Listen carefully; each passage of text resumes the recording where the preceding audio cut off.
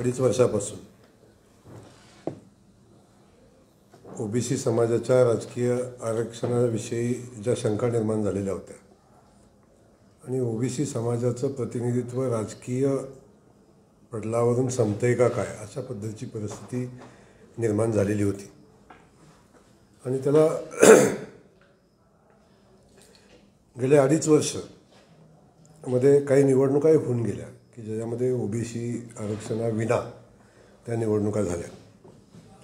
वास्तविक पाहता सुप्रीम कोर्टानं अगदी स्पष्टपणे काही गोष्टी सांगितलेल्या होत्या. सुप्रीम कोर्टाला अपेक्षित असणारा एम्पिरिकल डाटा जो अपेक्षित होता तो डाटा सुप्रीम कोर्टानं मागितला होता. ट्रिपल टेस्ट ज्याला आपण म्हणतो अशा पद्धतीचा डाटा यावा अशी मागणी सुप्रीम कोर्टानं अनेकदा सरकारजवळ ठेवली होती. परंतु सरकारची भूमिका मात्र वेगळी होती. सरकार प्रत्येक वेळी केंद्र शासनाकडे आम्ही डाटा मागितलेला आहे, केंद्र शासन तो देत नाही आहे, केंद्राकडं आहे आणि केंद्र सरकारची इच्छा नाही, अशा काही गोष्टी सांगण्यामध्ये 2-2.5 वर्ष घालवली. आणि याही निवडणुका काही निवडणुका तर नगर पंचायतीच्या निवडणुका आरक्षणाशिवाय झाल्या आणि या सगळ्याच निवडणुका आरक्षणाशिवाय करण्याचा डाव वास्तविक पाहता महाआघाडी सरकारचा होता. परंतु काल सुप्रीम कोर्टाने निर्णय घेतला आणि ओबीसीचं राजकीय आरक्षण काल आपण बघितलं सगळ्यांनी की अबाधित राहील अशा पद्धतीचा जो निर्णय झाला त्यासाठी मी आदरणीय देवेंद्र फडणवीस, आदरणीय मुख्यमंत्री एकनाथ शिंदे यांचं सगळ्यात पहिल्यांदा अभिनंदन करतो. आपल्या सगळ्यांना आठवत असेल की फडणवीस साहेबांनी पहिल्यांदाच सांगितलं होतं की आमचं सरकार आल्यावर 4 महिन्याच्या आत जर ओबीसी आरक्षण आम्ही दिलं नाही तर आम्ही राजकारण सोडू असं वक्तव्य म्हणजे ऑन रेकॉर्ड वक्तव्य आहे. ऑन रेकॉर्ड वक्तव्य केलं होतं. आपल्याला आठवत असेल जेव्हा सरकार बदललं तेव्हा पहिल्या दिवशीची मंत्रालयातली सगळ्यात पहिली बैठक ही ओबीसी आरक्षणासंदर्भात आदरणीय देवेंद्र फडणवीस साहेबांनी घेतली आणि ज्या पद्धतीचा डाटा केंद्र सरकारला अपेक्षित होता तो डाटा कशा पद्धतीनं दिला पाहिजे याची आयोगाबरोबर चर्चा झाली आणि त्या चर्चेतनं तो डाटा केंद्राकडं सुप्रीम कोर्टाकडे सबमिट झाला आणि सुप्रीम कोर्टालाचं सॅटिस्फॅक्शन झाल्यावर काल ओबीसीच्या आरक्षणाचा निर्णय झाला. आणि हेच सांगण्यासाठी वास्तविक पाहता आज आणि खास करून देवेंद्र फडणवीस आणि एकनाथ शिंदे साहेब मुख्यमंत्री आणि उपमुख्यमंत्री या दोघांचं अभिनंदन करण्यासाठी आज आपल्या सगळ्यांच्या समोर मी या ठिकाणी आलो. हे सगळं करत असताना आपण बघितलं असेल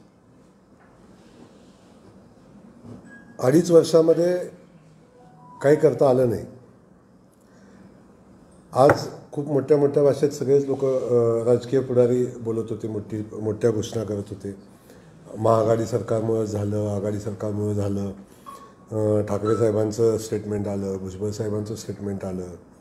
पण मला दुर्दैवाने सांगायला लागतं की ज्या सरकारमध्ये छगन भुजबळांसारखे नेते आहेत त्या सरकारनं ओबीसीच्या आरक्षणाशिवाय निवडणुका घेतल्या आणि झाल्या. मग कुणी आज कोणाचं श्रेय कोणाच्या या गोष्टी या सगळ्या परिस्थितीमध्ये आपण सगळ्यांनी अनुभवलं असेल. सरकारच मुळात सुरुवात झाली, मराठा आरक्षण गेलं, ओबीसी आरक्षण गेलं, त्याच्यानंतर कोविड आला, सरकार पूर आला. जसं जसं सरकार हे अस्तित्वात आलं तशी तशी या राज्यावर आणि सगळ्यांच्यावर संकट येत होती. आणि आता आपण बघितलं असेल की हे सरकार बदललं आणि सुप्रीम कोर्टात खूप टेक्निकल विषय होता तो व्यवस्थित मांडण्याची आवश्यकता होती. जे मध्य प्रदेश सरकारनं मांडलं त्याच पद्धतीनं मांडण्याची आवश्यकता होती. तेच मांडायचं काम आता झालं आणि आपल्या सगळ्यांसाठीच आनंदाची गोष्ट आहे की आता ओबीसी समाजाला येणाऱ्या प्रत्येक निवडणुकीमध्ये नगरपालिका असेल, जिल्हा परिषद असेल, महापालिका असेल याच्यामध्ये ओबीसी समाजाचं प्रतिनिधित्व मिळेल आणि ओबीसी समाजामध्ये जी असुरक्षित अशी भावना निर्माण झाली, ती राजकीय असुरक्षिततेची भावना निर्माण झाली होती, त्याला आता पूर्णविराम या दृष्टीने मिळालेला आहे. त्यामुळं मी खास करून सातारा जिल्ह्याच्या वतीनं आमच्या दोन्ही नेत्यांचं मुख्यमंत्री आणि उपमुख्यमंत्री दोघांचंही मनापासून अभिनंदन करतो आणि ओबीसी समाजाला मनापासून शुभेच्छा या निवडणुकीच्या अनुषंगाने देतो. आजचा याचा एवढाच विषय होता आणि त्या अनुषंगानं आपल्या सगळ्यांना आज या ठिकाणी बोलवलं होतं. असे एका बाजूला भाजप आरक्षणाच्या विरोधात आहे असं बोललं जातं, ते कितपत हे आहे? नाही, मुळात भाजप आरक्षणाच्या विरोधात आहे बोलणाऱ्यांनाच मला त्यांना विचारायचं की आजपर्यंतच्या इतिहासात, या महाराष्ट्राच्या इतिहासामध्ये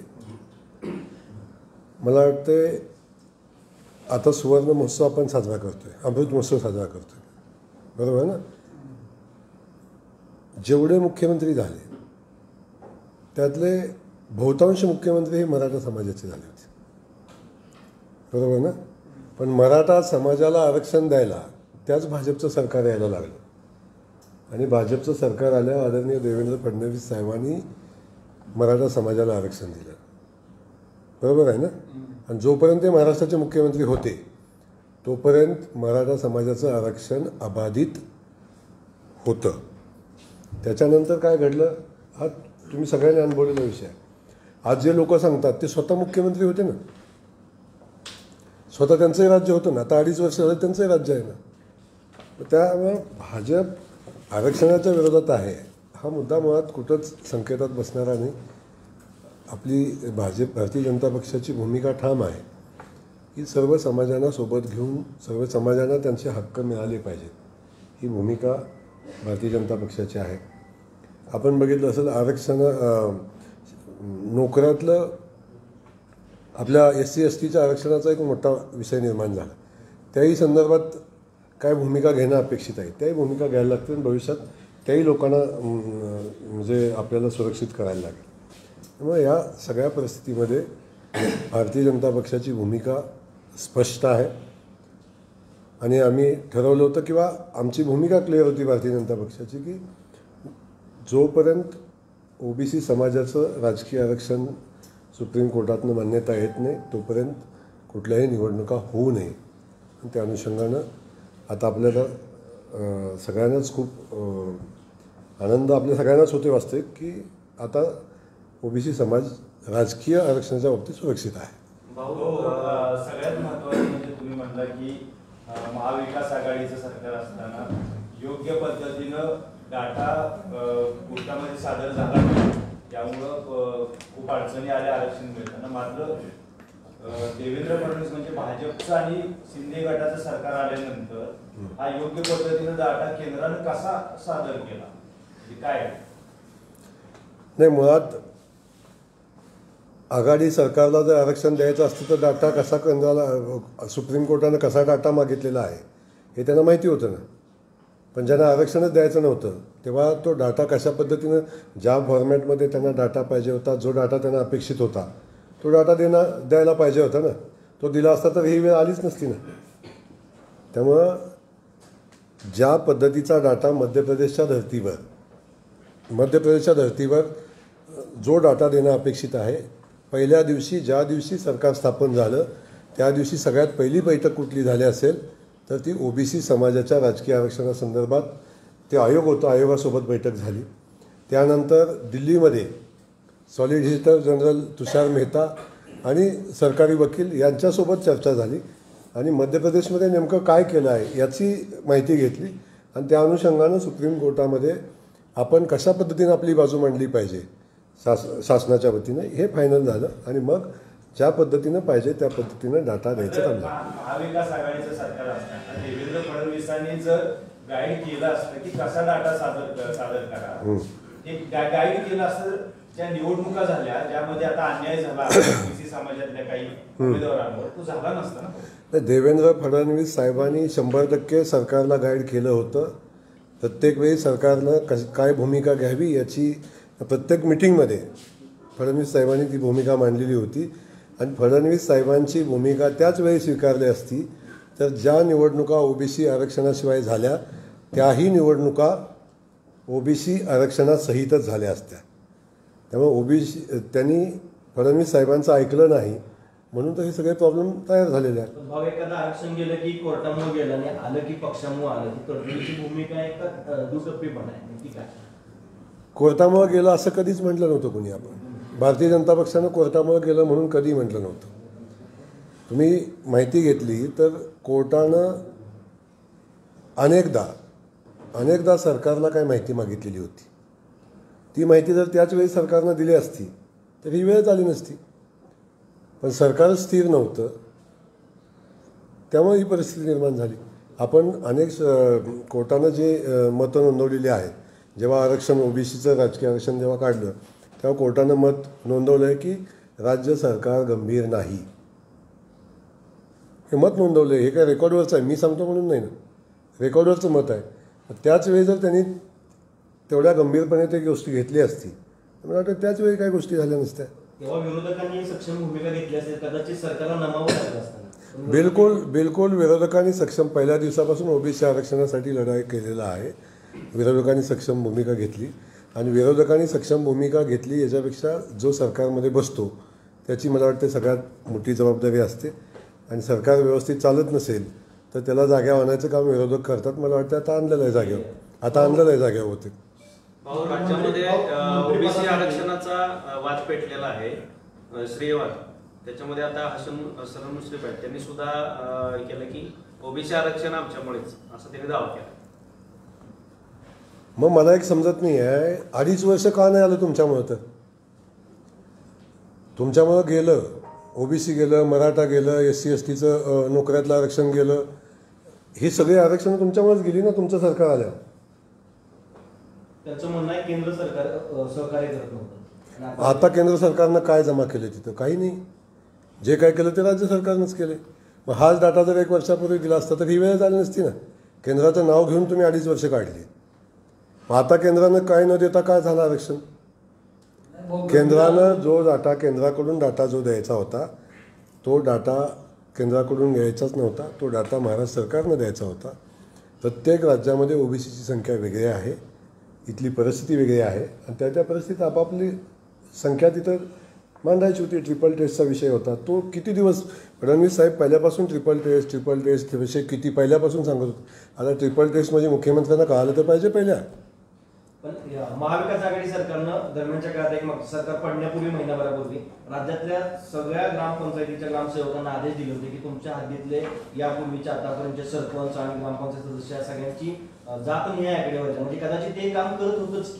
कुठलं महाविकास आघाडी ते सुचलं शहाणपण हे मागच्या महिन्यात सुचलं ना. म्हणजे त्यांचं योगदान नाही सरकार 2.5 वर्ष झाल्यानंतर सुटलं. त्यांचं योगदान हे आहे की पाठीमागच्या 2.5 वर्षात जे ओबीसीला आरक्षण नव्हतं हे त्यांचं योगदान आहे. जर हेच शहाणपण 2.5 वर्षापूर्वी सुचलं असतं तर मला वाटतं ही वेळ आली नसती ना, परिस्थिती झाली असती.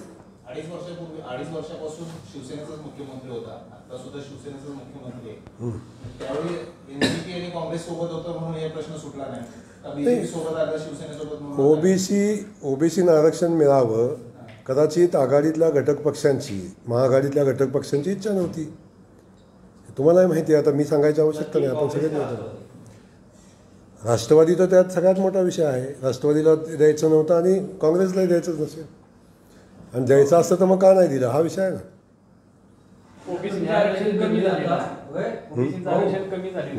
भाजपचं सरकार आल्यापासून न्यायालयाचे निर्णय जे आहेत ना सर्वसामान्यांना पोषण आहे असं वाटतं का तुम्हाला?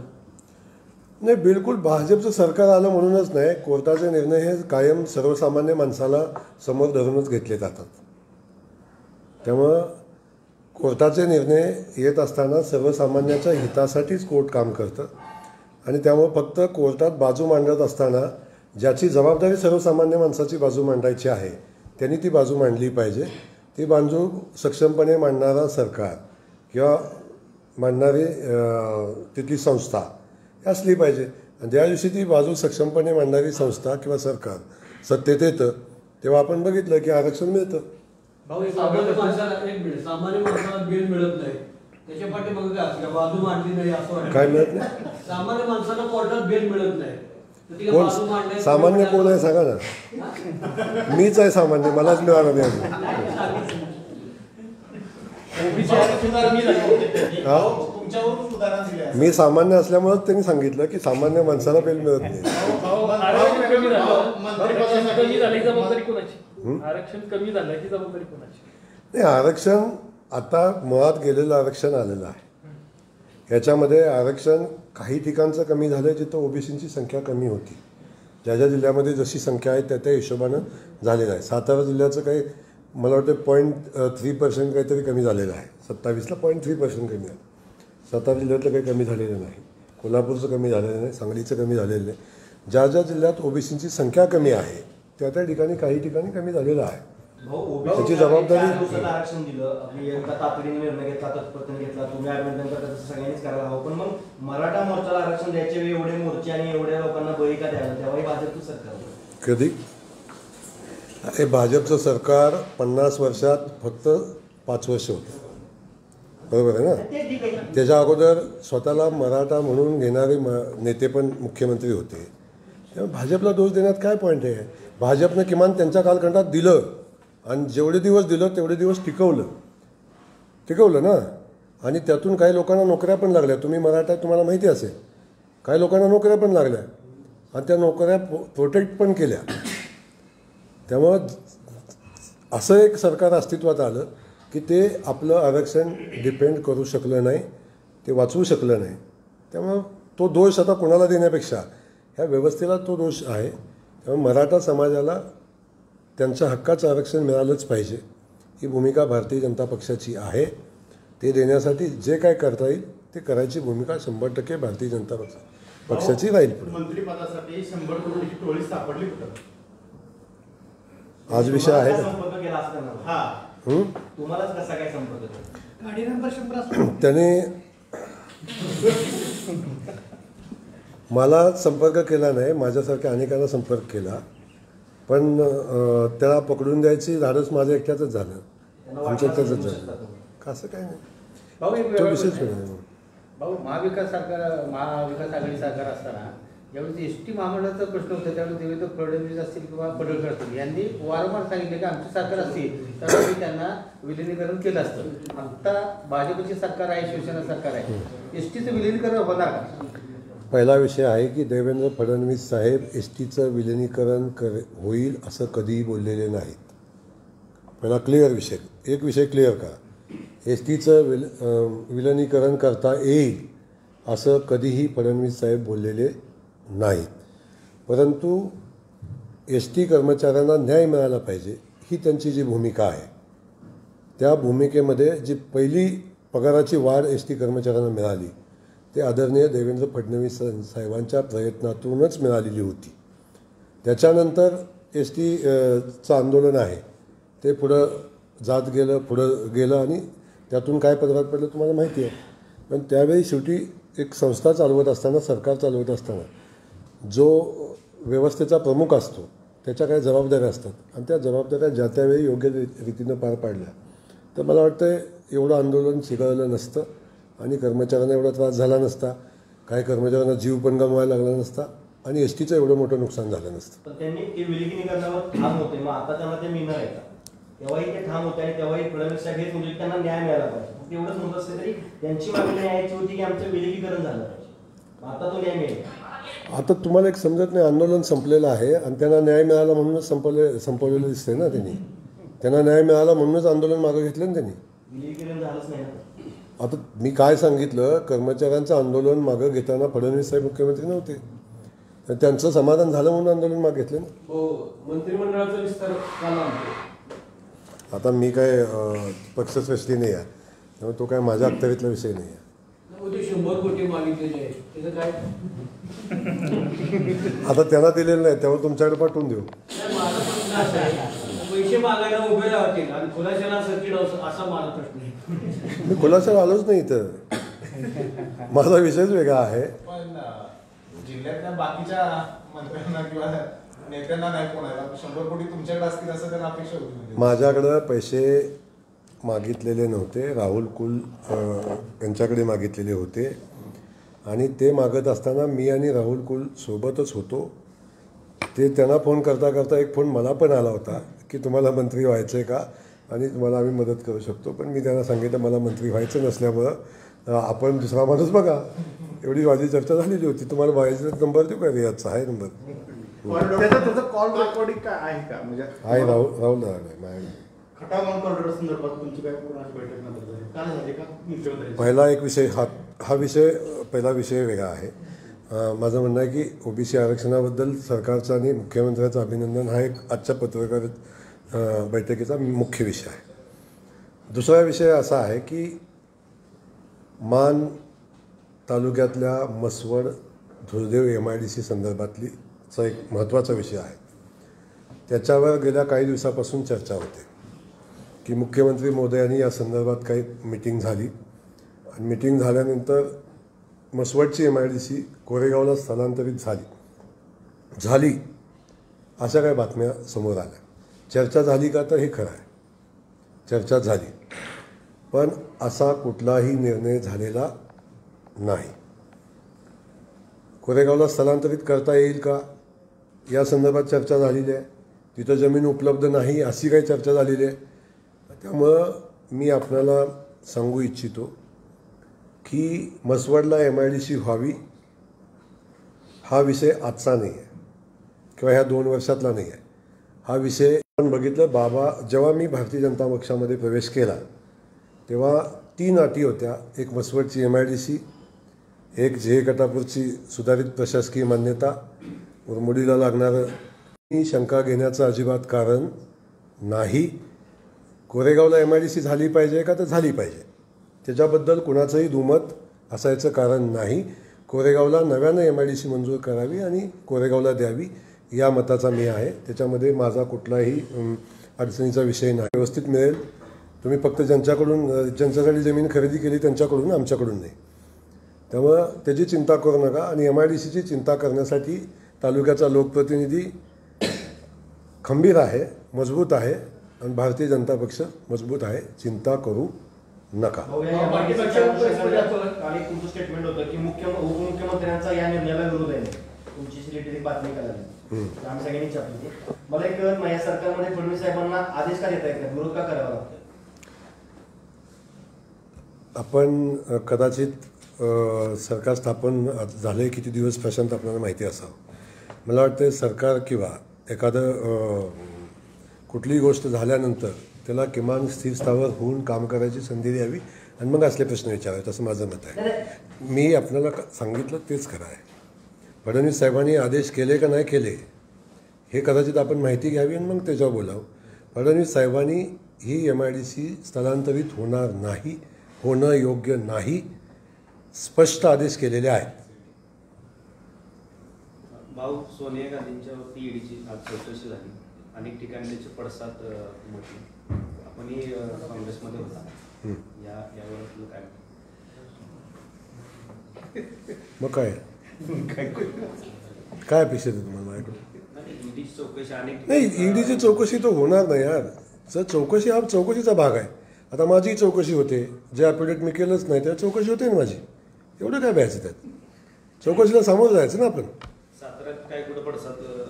साताऱ्यात काँग्रेस खूपच मजबूत असल्यामुळे आता एवढे मोठं पडसाद उठत आहे. भाऊ पाठीमागच्या महिन्यात आपण एक केस घेतली होती, त्यामध्ये बरेच काही आरोप केले होते, प्रत्यारोप होते. त्यामध्ये आरोप प्रत्यारोप केले होते. त्यामध्ये जे कटापूरचा विषय होता, तर जयंत पाटील यांनी सुधारित मान्यता कटापूरला, तर आता आपलं सरकार आलेलं आहे, त्याला गती मिळणार का की पुन्हा नवीन सादर करावं लागतं? 10 तारखेला आजपासून 10व्या दिवशी कटापूरचं टेंडर फ्लॅश होईल, पेपरला येईल आणि ती सगळी कामं चालू होतील. मान तालुक्यामध्ये कटापूरचं पाणी लवकरच जाईल. लवकरच म्हणण्यापेक्षा 25-30 दिवसामध्ये जाईल. चिंता करू नका. जे काम आम्हाला अपेक्षित आहे ते आता होईल, त्याच्यामध्ये कुठलीही शंका नाही. कुकुडवाडचं 16 गावांचं आणि कलेडोनचं 16 गावांचं जो पाण्याचा प्रश्न आहे, पिण्याच्या नाही, तुमच्या पिण्याच्या नाही, शेतीच्या पाण्याचा प्रश्न आहे, तोही मार्गी लागेल. आता पाण्याचं फक्त आरक्षण झालेलं आहे. आता त्याच्या सर्वे होतील, काही नवीन प्रस्ताव करायला लागतील, स्कीम मंजूर करायला लागतील आणि मग तिथून पुढं काम व्हायला लागेल. हा थोडासा 2-3 वर्षाचा वेळ आहे, पण तोहीसुद्धा 2, 2.5, 3 वर्षात तेही पाणी त्या भागाला मिळण्यासंदर्भात जे काही करता येईल ते आपण करू. गेल्या 15 दिवसापूर्वी राज्यपालांना काही बांधकामामधील जी नवीन समिती निर्माण झालेली आहे जाऊन भेटली आणि त्यांनी कलेक्टरला फोन लावला, त्यांची बैठक झाली. म्हणजे काही ते पण लोक बीजेपीचे कुठली बीजेपी जे राज्यपालाला भेटले नाही, बिलकुल ना. BJPच्या प्रत्येक माणसाला वाटतं पाणी यावं, याच्यापेक्षा वेगळा आनंद काय आहे? ते राज्यपालांना भेटले, राज्यपालांनी कलेक्टरला सूचना दिल्या आणि त्या संदर्भात इथं बैठक होणं अपेक्षित आहे. आणि जसं मला पाणी यावंसं वाटतं तसं तुम्हालाही वाटतं ना. तेव्हा पाणी 2 माणसांनी मागू नये असं काय आहे का? तुमच्यापर्यंत काही करतात का? कुठले? तुम्ही पाण्यासाठी एवढ्या वर्ष संघर्ष करताय 2009 पासून 7 पासून. बिलकुल नाही. मला मदत करायला ती माणसं राज्यपालांच्याकडे गेली होती. आपले आमदार जी भूमिका मांडतायत तीच भूमिका त्याही लोकांना पुढे घेऊन जावंसं वाटतं, म्हणून ती लोक गेली असतील.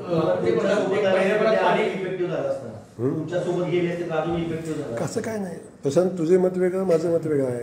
त्यामुळे असं काही नाही. एका गोष्टीबद्दल दोघांची मतं वेगवेगळी असतात. भाऊ 1 महिन्यामध्ये तुम्ही जे म्हणता जे गटापूरचं पाणी पडेल म्हणजे ते अंधेरी धरणात पडेल. अंधेरी धरण 1 महिन्यात हो सगळी तयारी बिलकुल. आणि हम जो बोलते हो करते आहे. 1 महिन्यात म्हणजे आज तारीख लिहून ठेवा. 21 पुढच्या 21ला मी काय सांगितलं, काय म्हणलं?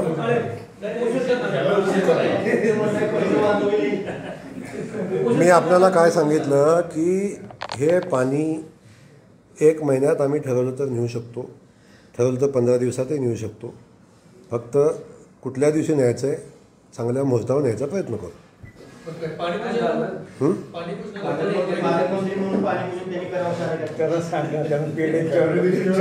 जर मी पालकमंत्री व्हावा असं जर प्रशांतला मनापासून वाटत असेल तर मग ह्याच्यापेक्षा आनंदाची गोष्ट काय? मी काय म्हटलं, माझं सरकार आलेलं आहे याच्यात मी खूप आनंदी आहे. आणि मला मी मंत्री होणं याच्याहीपेक्षा माझ्या मतदारसंघातले पाण्याचे प्रश्न सुटणं ही माझी सगळ्यात मोठी प्रायोरिटी आहे. आणि मला याचा आनंद आहे की ते सगळे प्रश्न मी आता सोडवू शकेन, याचा मला आनंद आहे. मंत्री किंवा आमदार हा वेगळा विषय आहे. त्यामुळे मी ज्याच्यासाठी आमदार झालेलो आहे ते माझ्या दृष्टीने महत्त्वाचं काम आहे. आणि मला आनंद आहे की त्या दृष्टीनं आजपर्यंत माझं खूप चांगलं काम झालं आहे. आणि इथून पुढं आता सरकार आल्यामुळं उरलेली सगळीच कामं व्यवस्थित मार्गी लागतात. काय संपला नाही, संपला नाही आहे. मी आपल्याला आठवत असेल की उरमोडीचं पाणी आले तेव्हा मी फेटा काढून ठेवला होता. तो फेटा आता परत बांधायची वेळ आलेली आहे. आणि मग त्याच्यानंतर संकल्प कळेल तुम्हाला काय असेल. नितीन काळेंचं म्हणणं असं की हिंदुत्ववादी विचाराचं सरकार आलेले आहे, तर सणाला कुठला बी एक आपण करतो ना शुभारंभ, तसं गटारीला आपलं पाणी आलं तर बरं होतं. काय काय काय काय पुन्हा एकदा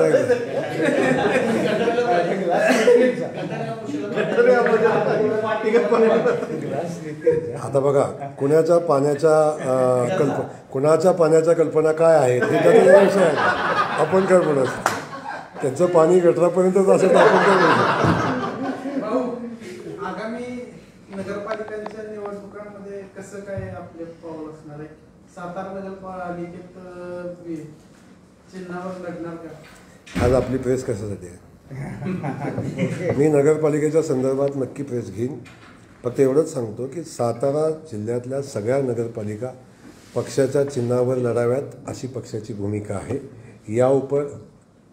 या संदर्भात काही चर्चा करायला लागतील आणि श्रेष्ठी असतील, जिल्ह्यातले नेते असतील, त्यांच्याशी बसून चर्चा करून आम्ही निर्णय घेऊ. भाऊ तुम्हाला मंत्रिपदाची शुभेच्छा. भाऊ 27% जे आरक्षण दिलेले आहे ते कमी आले असं वाटतं का? 27% जे आरक्षण दिले ओबीसीना तर कमी असं वाटतं का? आता 27मध्ये आपण समाधानी राहावं असं आजचं मत आहे. याच्यापेक्षा जास्तीचं आरक्षण पाहिजे असेल तर त्याच्या संदर्भात आपण नव्याने लढा करावा. 10% आरक्षण त्यातून द्यावं मराठा समाजानं मागणी केली. कशात नाही केली? 70%मध्ये 10% कधीही मराठा समाजानं ओबीसीचं आरक्षण काढून आम्हाला द्या असं म्हटलेलं नाही. आणि मी तुमचा विषय वेगळा असेल. मी सांगतो की कधी असं मराठा समाजानं म्हटलेलं नाही आणि मराठा समाजाला देऊ नये असं कधीही ओबीसी समाजानं म्हटलेलं नाही. त्यामुळं ज्याच्या हक्काचं आहे, मराठा समाजाच्या हक्काचं आहे, ते मराठा समाजाला मिळालंच पाहिजे. जे ओबीसीच्या हक्काचं आहे ते त्यांना मिळालं पाहिजे. जे SC STच्या हक्काचं आहे ते त्यांना मिळालं पाहिजे. ही भूमिका आमची आहे. भाऊ, भविष्यात कायदे मंडळात मिळेल का आरक्षण ओबीसींना? कायदे मंडळ जे आहे, विधिमंडळ असेल किंवा संसद असेल, लोकसभा असेल, कसं भविष्यात? अरे बाबा, ऑलरेडी ओबीसीनं आरक्षण आहे. आता तुम्ही कुठल्या हे करताय? ओबीसीचं फक्त राजकीय आरक्षण गेलं, बाकी कुठलंही ओबीसीचं आरक्षण गेलेलं नव्हतं. तेव्हा ओबीसीचं आरक्षण कायदे मंडळानं दिलेलंच आहे. नाही, भविष्यात मिळेल का विधानसभेला? अरे मला कळतच नाही यार, मी काय काय कुठल्या कायदे मंडळाला म्हणतात तुम्ही? विधिमंडळ असं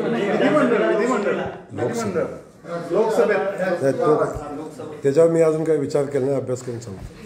भाऊ, उद्या मंत्रिमंडळाला विस्तारायचं करतोय, 30 मंत्री आहेत पहिले. तुम्हाला माहिती असेल, तुम्हाला काय माहिती? मला याच्या संदर्भात काहीही माहिती नाही आणि मंत्रिमंडळ हा विषय माझ्या अखत्यारीतला नाही. देवेंद्र फडणवीसांनी प्रचारामध्ये सांगितलं होतं की आमदार गोरेला निवडून द्या, मंत्रिपदाचा शब्द दिला होता त्यांनी जनतेला. आता गायकवाड साहेब, कुणी काय शब्द दिला आहे? मला दिला होता ना, मला चिंता द्यायची, बरोबर ना? त्यामुळं साहेबांनी काय द्यावं काय नाही द्यावं हा त्यांचा विषय आहे. मी म्हणतो मला मंत्री करावं किंवा नाही करावं हा विषय महत्त्वाचा नाही. माझ्या तालुक्यातले पाण्याचे राहिलेले प्रश्न, माझ्या तालुक्याच्या MIDचा प्रश्न हा सुटला पाहिजे, हेच माझ्यासाठी मंत्रीपद आहे. मी काय सांगितलं, मी मंत्री झालो आणि काही झालो तरी ज्या प्रश्नासाठी आपण निवडून येतो ते प्रश्न सुटले पाहिजेत, ही माझी भूमिका आहे आणि ते प्रश्न सुटले की मी मंत्री झाल्यासारखं आहे.